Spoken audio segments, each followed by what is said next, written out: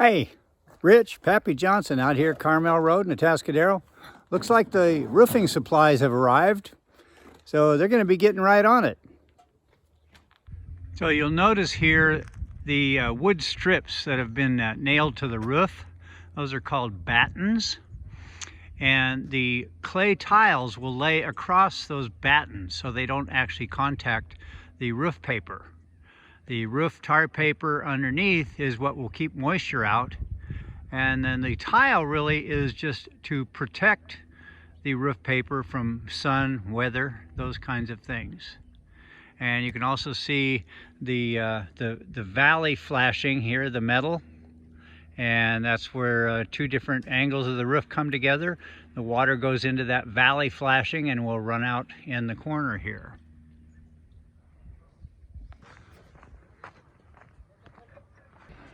So you can see we're on the back side of the house, and there's the yellow loader. It's got the arm extended. Now it carries a full stack of roofing tiles, and then they have to unload it and spread them out over the roof to distribute the weight. If we get a close-up here, you can see the wood strips that are attached to the roofing. They're called battens. And underneath that is the tar paper, which basically, the tar paper keeps the moisture out of the house. The roof tiles keep it from being sun, wind damaged, physical things like leaves, branches that might fall on the roof. They protect the tar paper underneath. They do run off some of the moisture, but there's always some that gets through, but it can't get through the tar paper, and that's how your house stays dry. And here's a close-up of the loader, again, that takes a whole stack of material up to the top where they will unload it and spread the weight of it over the roof before they install it. But this is a big sucker. You can kind of see me standing next to the wheel here, and it comes up to my chest.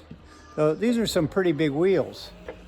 And I think all four of them are the same size. So yeah, so here I'm next to another one. Here's the cab and the controls of the loader. It's pretty much like an automobile, at least on the driving part of it. You've got an accelerator and a big brake pedal. And then here are the controls for the lift itself. Up, down. One of them controls the angle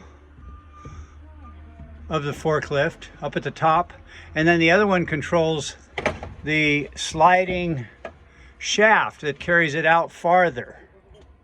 And then that same one moves the shaft either right or left. So that's the control cab for the loader. And it's kind of like joysticks on a video game, to tell you the truth. And of course, that's like a normal car. So that's how they get all of that stuff loaded up on the roof there. And here's a close-up of the stacked roof tiles. Again, they have to be spread out because the roof can't take the whole load of tiles in one spot. Not designed for that much weight. And here's a close-up of the valley flashing that will carry water down where the two different angles of roof meet. And then here's a close-up of the roof batten that the tile will be attached to. Hey, say hi, guys! One of the single roof tile, you can see it's approximately 12 by 16 inches long. And it's cement. You can see it's about 3/4 of an inch thick, and that's the edges of it. And then these nubs will keep it off of the roof so that air can circulate underneath. And then at the top, this will be the top of the tile up here. At the top, you can see it's got two holes. That's what it's going to attach it to those roof battens that we saw up top.